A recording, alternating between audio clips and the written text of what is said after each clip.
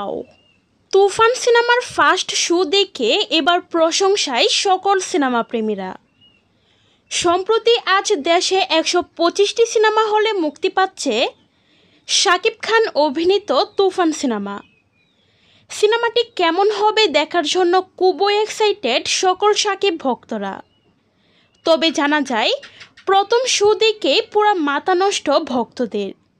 অনেকেই বলছে এই সিনেমা পুরো বিশ্ব কাঁপাবে। সিনেমাটি দেখে আরেকজন লিখেছেন, ভাইরে ভাই এটা কি দেখলাম, তুফান সিনেমা হলে আগুন লাগিয়ে দিচ্ছে।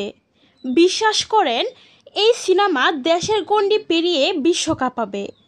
সো ভিউয়ার্স, তুফান সিনেমাটি দেখার জন্য আপনারা কতটুকু এক্সাইটেড তা জানিয়ে ফেলুন ভিডিওর নিচের কমেন্ট বক্সে।